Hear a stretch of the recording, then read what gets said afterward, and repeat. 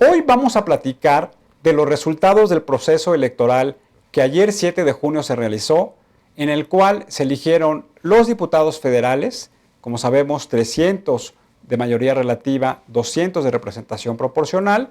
También se eligieron 9 gubernaturas y en algunos otros estados hubo elecciones para diputados locales y para alcaldes.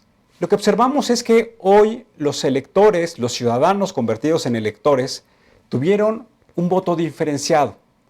En algunos casos votaron para el mismo localidad, por un partido político para lo que sería el diputado local, por otro partido político para lo que sería el diputado federal y en algunos casos por otra figura para el gobernador. Y esto de lo que nos habla es que hoy en México ha venido evolucionando el comportamiento del elector, el comportamiento del ciudadano. Hoy las campañas políticas que están fundamentalmente basadas en spots televisivos, también se han venido complementando con esfuerzos de la sociedad civil para generar mayores insumos de información respecto a la trayectoria, a los resultados y a las características de los candidatos que le permitan entonces a nosotros como ciudadanos ser electores más informados. Y eso nos parece que debe ser la conclusión y la reflexión que tenemos que hacer del resultado de este proceso electoral. Que México debe seguir evolucionando en una democracia representativa, es decir, que las decisiones se toman a través de representantes que eligen los ciudadanos, diputados, senadores, gobernadores, alcalde y presidente, y que ese es el modelo que ha venido funcionando hoy en las economías más importantes del mundo. Y que a pesar de que muchos ciudadanos tenemos un malestar y un desencanto sobre cómo han venido trabajando los partidos políticos y cómo han venido financiando sus campañas, siguen siendo los partidos políticos, las campañas electorales y sobre todo el día de la elección, un espacio en donde deben concurrir los ciudadanos para mostrar sus preferencias y depositar su confianza en quienes serán sus candidatos y en este caso sus gobernantes. Alfonso, buenas noches. ¿Cómo estás, Tulio? Muy buenas noches. Alfonso, ¿qué nos puedes platicar de estos resultados? Pues mira, Tulio, decirte que en primer lugar el PAN parece que tiene 2 gobernaturas, que es el estado de Baja California y el estado de Querétaro. Está todavía... Baja California Sur. Baja California Sur y Querétaro. Y está pendiente, está disputado entre el PRI y el PAN todavía a esta fecha, es San Luis Potosí. El PRI tiene ventaja en Campeche, en Colima, en Guerrero y en Sonora. El PRD tiene ventaja en Michoacán y, como todos sabemos y nos ha sorprendido, el Bronco se lleva el estado de Nuevo León. Como sabemos y lo hemos platicado mucho en este programa, en este proceso electoral se inauguraron los candidatos independientes. Y llama mucho la atención que de acuerdo a los resultados del PREP, hubo un candidato independiente que ganó para gobernador, en este caso el de Nuevo León. Hubo un candidato independiente que ganó para una alcaldía, que es el caso de Morelia, si es que los resultados del PREP se confirman. Y hubo un candidato para diputado, que fue el caso de Manuel Cloutier en Sinaloa. Entonces, eso lo que nos llama es que hoy ya la sociedad civil tiene un camino alternativo para poder participar, que es el de los candidatos independientes, y nos da mucho gusto que hoy haya 3 candidatos independientes ganadores. En el caso de Baja California Sur, el ganador fue del PAN y también la capital fue el del PAN. Como vemos en el caso de Campeche, pues también el ganador fue del PRI y la capital es del PRI. Pero la segunda ciudad más importante, que es Ciudad del Carmen, la ganó el PAN. En Colima ganó el PAN también. Igual que la gubernatura. Igual que la gubernatura. No, perdón, bueno, todavía no está definiendo. Y parece que está definiéndose a favor del PRI. En el Estado de México, el PRI ganó en Toluca, el PAN ganó en Naucalpan y en Huixquilucan, el PRI también ganó en Tlanepantla y en Ecatepec, el PRD ganó en Neza y el PRI ganó en Chalco. En Guanajuato, Guanajuato capital se la lleva el PRI, el PAN se lleva León, Celaya e Irapuato. Luego en Guerrero, Chilpancingo y Acapulco se los lleva el PRI y Zihuatanejo se los lleva el PRD. Jalisco, que se lleva la capital Guadalajara, el Movimiento Ciudadano, Puerto Vallarta también el Movimiento Ciudadano, Tlaquepaque el Movimiento Ciudadano y Zapopan el Movimiento Ciudadano. Aquí es clarísimo que fue un gran trabajo del partido del Movimiento Ciudadano en Jalisco. En Michoacán, como ya lo comentabas, es el candidato independiente quien se lleva la presidencia municipal. En Morelos pues es Cuauhtémoc Blanco, que también es una novedad que haya ganado este personaje. En Nuevo León gana Monterrey, gana el PRI. En San Pedro Garza gana el PAN. En Querétaro, como ya lo platicábamos, gana el PAN tanto la gobernatura como la alcaldía. En San Luis Potosí gana el PRD. Gana el PRD y la gobernatura la gana el PRI. Y la gobernatura la gana el PRI. En Sonora la gana el PRI y en Hermosillo también gana el PRI, en la capital. En Tabasco, en Villahermosa la gana el PRD.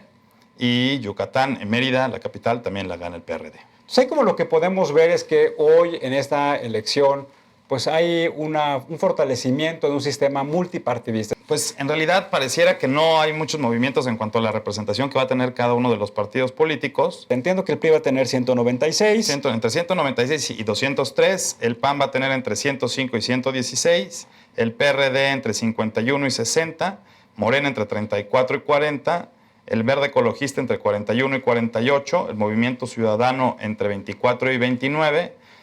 Nueva Alianza entre 9 y 12, el Partido Encuentro Social entre 8 y 12, el PT entre 3 y 12. Y el Partido Humanista en caso que alcanzara el registro, porque los resultados del PREP establecen que no van a alcanzar el 3% necesario. Hoy nos acompaña Francisco Abundis, que es el director general de Parametría, que es una institución que se ha dedicado durante los últimos años a realizar estudios de opinión pública que no solamente están relacionados con analizar del comportamiento del electorado, sino también con pautas y comportamientos de diferentes grupos de la sociedad. Francisco, muchas gracias por acompañarnos el día de hoy. Al contrario, muchas gracias por la invitación. Pues primero preguntarte, con tu experiencia que has tenido en muchísimos procesos electorales, ¿cuáles consideras tú que son las 3 características fundamentales que distinguen al proceso electoral de ayer? Yo creo que fue un buen proceso para los niveles de participación que tenemos de 47%, lo que termine resultando. Creo que debemos de congratularnos porque eso implica que seguimos teniendo la capacidad de procesar nuestras diferencias sociales, conformidad, aprobación o desaprobación de nuestras autoridades por un medio pues democrático, institucional. Yo estoy de acuerdo con que pues, los partidos son mejorables, son corregibles, con que tienen muchos problemas, pero creo que a veces se pierde de vista el valor que es tener algo como el INE, algo como el sistema electoral y algo como el sistema de partidos. Estas instituciones se acaban si no las cuidas, se acaban si no terminas valorándolas. Y yo por eso creo que lo que pasó ayer fue un gran día. Hubo amenazas de violencia, hubo amenazas de, pues en algunos estados en específico, protestas, pero yo creo que el resultado es bastante bueno. ¿Qué consideras tú que fue lo virtuoso de esta reforma electoral y qué identificas que podría ser susceptible de mejorarse para un siguiente periodo? Virtuoso muy poco. Creo que cada reforma electoral es más complicada, más abigarrada, menos clara. Sobre todo en el tema, nos está llevando a un proceso de judicialización de las elecciones, lo cual creo que no es muy... para el elector no es un buen indicador, no es una buena señal, porque entonces significa que tú acabas decidiendo elecciones en la mesa y no en la urna. Y lo otro que creo que es preocupante, no solamente con esta ley, sino con otras que son aprobadas por los partidos políticos, que una vez aprobadas, los partidos políticos que las propusieron son los primeros que se encargan de violarlas.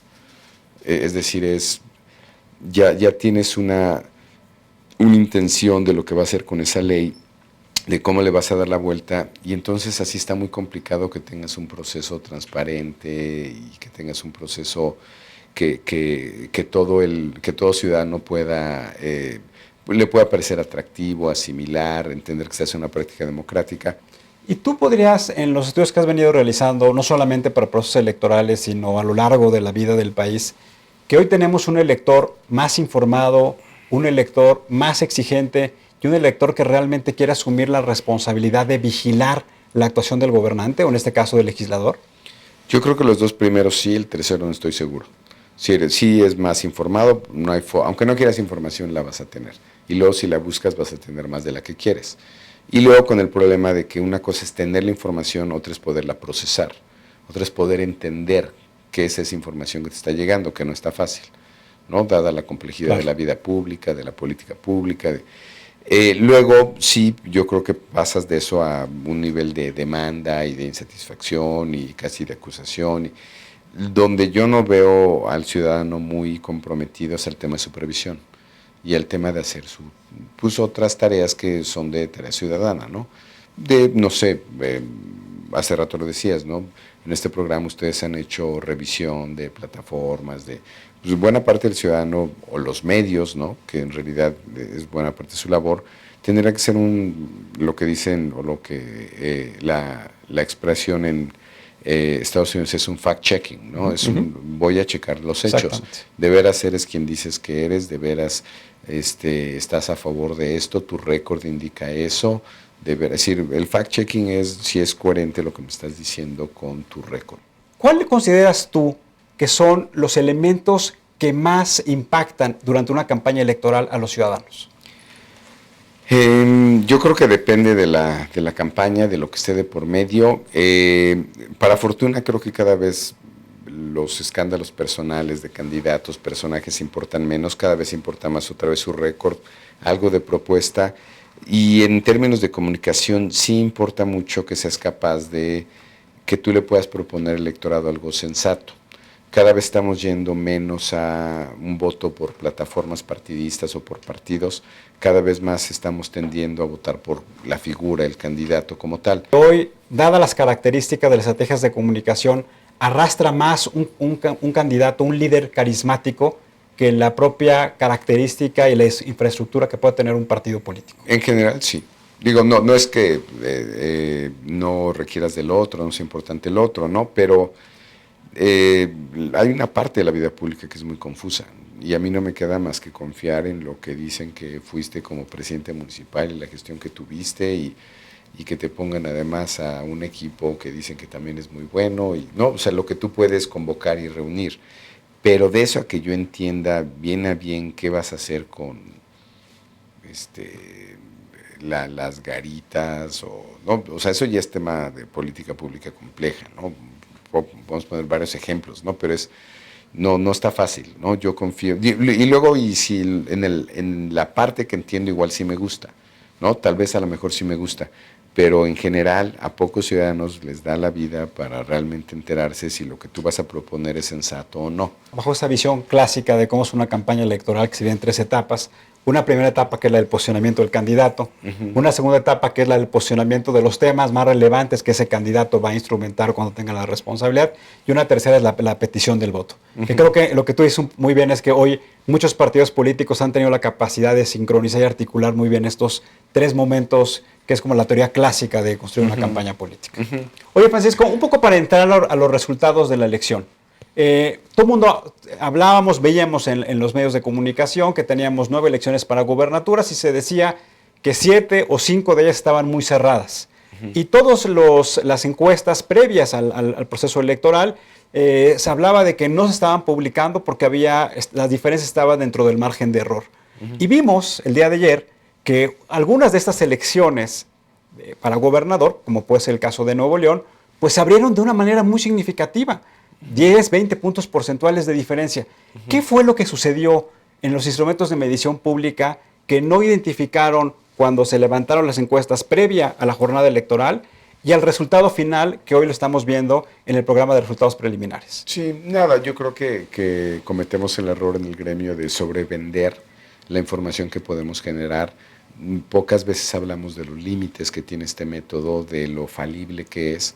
Y pues nada más claro que este ejemplo, ¿no? Es decir, estamos hablando de una diferencia de 25 puntos entre el primero y el segundo lugar, ¿no? Si el PREP acaba confirmándose, que es lo más probable. Estamos hablando del caso de Nuevo León. Del caso de Nuevo León, ¿quién puede medir eso?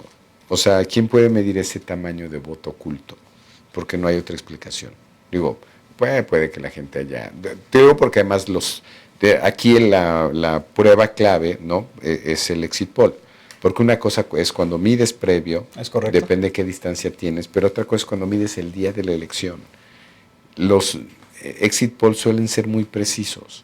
De acá para acá, de las preelectorales al exit poll, puede haber cambiado la gente, ¿no? Sí, se movió, se llama volatilidad. Otra puede que nos hayan mentido de manera deliberada, ¿no? Yo te pregunto y tú acabas haciendo otra cosa. O una tercera fuente es, yo te pregunto a ti, pero el que termina votando es alguien más y tú no fuiste a votar, pero yo te entrevisté a ti. De acuerdo. ¿No? Entonces, son 3 condiciones que tienen que cumplir para medir bien de acá para acá. Estamos teniendo, depende de la elección, hay algunas que salen bastante bien, ¿no? Otras por condiciones políticas más que propiamente del método, frecuentemente, porque la población está muy estresada, le están metiendo mucha presión, hay campañas sucias, hay programas sociales, no es tan bien como que tenemos un elector libre, ¿no? O sea, también el elector está bastante estresado, ¿no? De acuerdo. Bueno, entre esto y esto pasan muchas cosas. El problema es cuando aquí, ya ni siquiera aquí, puedes medir bien. Porque eso significa que tú fuiste a votar, sabes, no, ya no es un problema de memoria, ya no es un problema de, ya no te acuerdas qué hiciste o me dijiste otra cosa, lo que ibas a hacer. No, si eres tú fuiste a votar y yo te agarré fuera de la casilla, ya no entrevisté a otro. Estás refiriendo al exit poll, que es la encuesta de salida. La encuesta de salida. O sea, si ahí ya tenemos errores de 20 puntos, no, bueno. Perdón, pero la gente no nos quería decir. Que también es un fenómeno interesante. Es un fenómeno interesante porque si realmente tienes una posición tan antisistémica como para votar por un independiente y no votar por PRI o por PAN, ¿por qué me vas a mentir?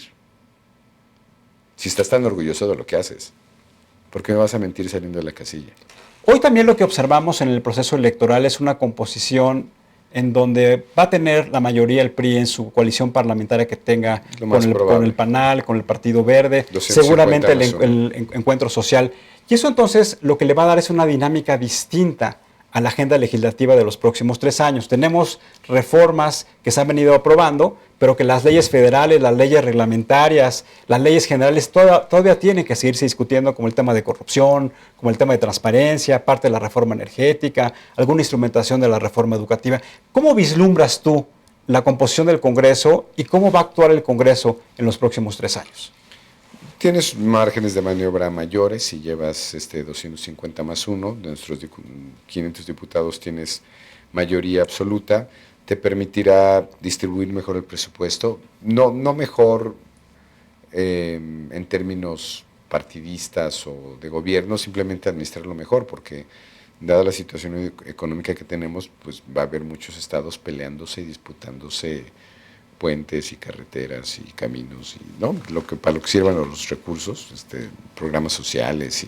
Entonces, qué mejor que haya alguien que lo administre, porque sí se preveía que si no lograban esta mayoría, eso iba a ser más que una cena de negros, o sea, iba a estar muy complicado. Entonces, eso yo lo veo bien, y luego viene todo el tema de las reformas secundarias, leyes secundarias, las reformas estructurales, y eso yo creo que también va a ser mucho más ordenado, por lo menos mucho más coherente. Entonces, yo veo una buena capacidad de maniobra, y eso no te salva del 18. O sea, más vale que lo hagan bien, ¿no? Para llegar a un 18 más cómodo. Otra pregunta, Francisco. Se habló mucho del famoso voto nulo. Y hubo muchos académicos que estaban en contra de nulificar el voto y otros estaban a favor de él. Hoy en la elección vimos, los resultados del PREP, ahorita que estábamos antes de iniciar el programa, estábamos viendo que más o menos es el 5% del electorado que participó para la elección federal. Está en los términos más o menos como se han dado en otros procesos electorales. Está igual que 2009. O sea, quiere decir que esta campaña del voto antisistémico, de nulificar tu voto... Igual que 2009, hay un voto... No tuvo un impacto sustancial, no. Hubo un voto, tal vez por concentración, puede ser, no en el agregado. Tuvo, normalmente de 5 votos, 2 son accidentales y 3 son nulos en estas campañas. Entonces, vamos a tener casi lo mismo que en 2009. En 2009 tuvimos eso. 2/5 partes era voto accidental, ¿no? Te saliste de la casilla, votaste 2 opciones que no correspondían, tachaste la boleta por accidente, en fin, eso es voto nulo accidental, y luego ya viene el nulo deliberado. Pero realmente, de lo que yo vi en el PREP, no pasa el 5%, lo cual corresponde al histórico del peor año, que es 2009. Ahora, también lo que observamos es que algunos partidos tuvieron un nivel de votación mucho menor que en elecciones intermedias anteriores, pero si lo vemos en la distribución de las posiciones en el Congreso, parece que conservan las mismas distribuciones. Entonces, eso quiere decir que tuvieron una votación mucho más homogénea en los 300 distritos electorales. Esa sería la Sería la explicación. primera explicación. Y hay quien le pasó más bien Digo, el problema de tener un voto alto, disperso, es que no ganas distritos. Lo mejor que te puede pasar es tener un voto alto concentrado, de tal manera que te lleves distritos. No somos un sistema electoral o de representación que solamente tenga diputados de mayoría, tenemos también los de representación proporcional. Si tuviéramos solo los de mayoría, el efecto habría sido mucho mayor. ¿Identificaste que hay una mayor confianza del ciudadano hacia la autoridad electoral, no solamente al INE, sino también al Tribunal Federal Electoral? ¿O notaste que se ha venido también erosionando bajo esta idea que mencionas hace un momento de la judicialización, bajo las nuevas reglas del juego electoral? Creo que está afectando que no haya un solo criterio para este tema. Creo que está afectando que no sea el criterio, que el del tribunal difiera del INE. Sí está cuestionando o las autoridades se están cuestionando a sí mismas porque no tienen el mismo criterio. Pero yo no veo cuestionado ni al árbitro, ni al proceso, me parece un exceso cuando se habla. Hay una crítica a nivel clase política, a veces medios de comunicación, pero eso allá abajo depende de que tengas tu credencial de elector, que puedas cobrar tu cheque en el banco y que te den tu identidad como primera función del INE, irónicamente.